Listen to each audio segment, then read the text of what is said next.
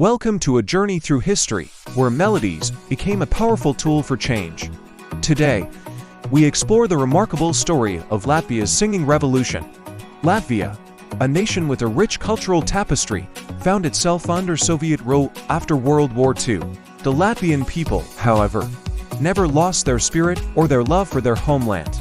The singing revolution began in the late 1980s. It was a time of great change in the Soviet Union, and the Baltic States seized the moment. In Latvia, Estonia, and Lithuania, people gather in large numbers, not to protest with violence, but to sing.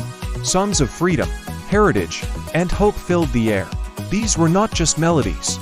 They were powerful symbols of national identity and a peaceful call for independence. Imagine hundreds of thousands of voices, united in song, in the face of oppression.